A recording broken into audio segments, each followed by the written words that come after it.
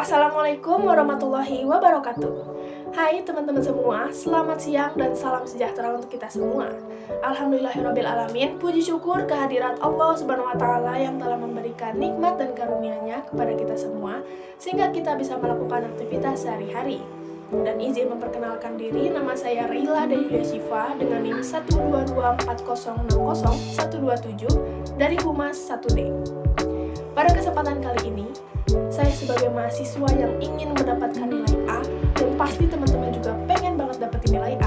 Maka dari itu, tujuan saya membuat video ini yaitu untuk memenuhi tugas ujian akhir semester yang diberikan oleh Bapak Dr. Haji Cecep Suryana MSI, selaku dosen pengampu mata kuliah Ilmu Komunikasi.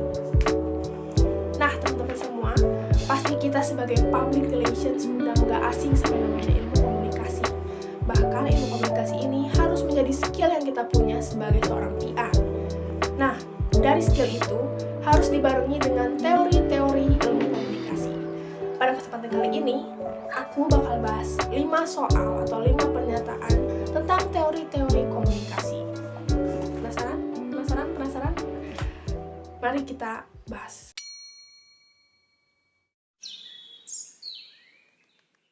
Pada soal nomor 8, pernyataan ini kurang tepat karena di sini disebutkan komunikasi sebagai tindakan satu arah, artinya komunikasi berlangsung secara diadik. Sedangkan diadik adalah proses komunikasi yang terjadi secara dua arah antara satu orang dengan satu atau dua orang yang lainnya. Dan komunikasi ini juga terjadi secara langsung atau face to face. Nah, diadik ini juga disebut sebagai two-way communication.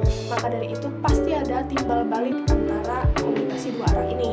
Sedangkan di sini disebutnya satu arah. Kalau satu arah itu biasanya dari lawan bicara kita tidak ada respons atau apapun. Seperti halnya ceramah atau juga pidato. Ketika kita menyampaikan materi, para pendengar atau pada halayak itu diam mendengarkan. Nah, itu disebut sebagai tindakan satu arah atau komunikasi satu arah.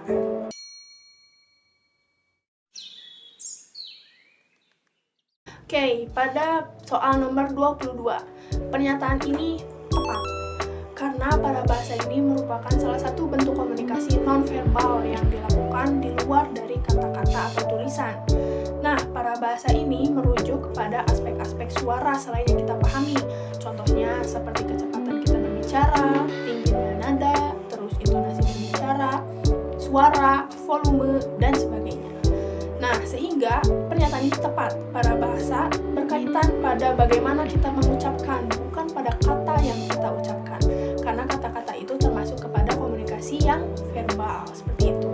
Sedangkan non-verbal itu dia lebih merujuk kepada gestur tubuh atau gaya tubuh yang kita pakai, seperti itu. Baik, ke nomor selanjutnya yaitu nomor 28 tentang gangguan ya teman-teman. Nah, di sini disebutkan gangguan adanya perbedaan persepsi antara komunikator dan khalayak itu menurut aku itu menjadi hal yang biasa dan hal yang lumrah ketika kita berbicara dengan lawan bicara kita. Pasti ada namanya perbedaan antara pikiran, pendapat, ataupun juga tujuan itu dalam berbicara. Nah, tapi gangguan-gangguan ini tidak termasuk sebagai gangguan psikologi, melainkan disebut sebagai rintangan kerangka berpikir. Kalau gangguan psikologi itu lebih kepada diri individunya atau internalnya gitu gangguannya. Nah, contohnya seperti mudah marah, mudah tersinggung, egois, dan sebagainya. Itu juga disebut sebagai gangguan psikologi. Jadi ketika kita berbicara, terus lawan bicara kita membicarakan suatu hal, kita mudah tersinggung, kita mudah baperan gitu. Nah, itu disebut sebagai gangguan psikologi. Padahal mungkin tujuannya tidak membuat kita menjadi sakit hati atau yang lainnya gitu. Sedangkan kalau perbedaan persepsi itu menjadi hal yang lumrah dan itu menjadi hal yang biasa kok. Jadi bukan termasuk gangguan psikologi.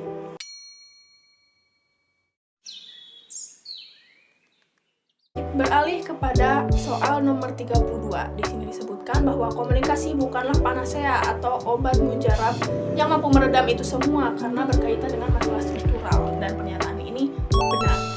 Kenapa? Karena komunikasi aja nggak cukup teman-teman.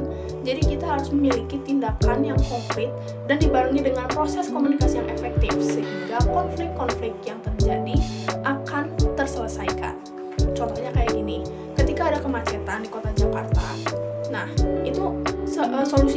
dengan kampanye.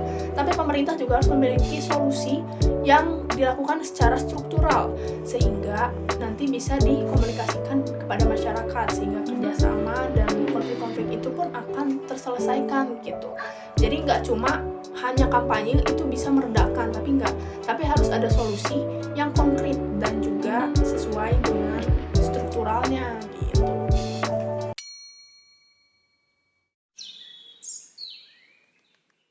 Oke, lanjut. Di sini ada nomor 35. Di sini disebutkan bahwa komunikator yang handal itu harus memiliki kredibilitas, kekuatan, dan uang. Oke, pernyataan ini kurang tepat. Kurang tepatnya di mana? Di bagian uang. Karena kita sebagai komunikator yang handal dan orang-orang sebagai khalayak umum, mereka nggak akan melihat kekayaan kita, mereka nggak akan melihat harta kekayaan kita gitu. Tapi mereka akan melihat kredibilitas. Apa itu kredibilitas? Kredibilitas itu semacam kualitas diri atau kapabilitas yang bisa membangun kepercayaan orang-orang, dan kita juga harus memiliki kekuatan untuk mencapai hal itu. Nah, maka dari itu, sebagai komunikator yang handal, orang-orang juga pasti akan terinspirasi kepada kita ketika kita mempunyai kredibilitas dan juga kita mempunyai good karakter yang bisa dicontoh oleh mereka. Dan harta atau uang itu bukan menjadi faktor utama mereka melihat gaya bicara kita. Gitu, teman-teman.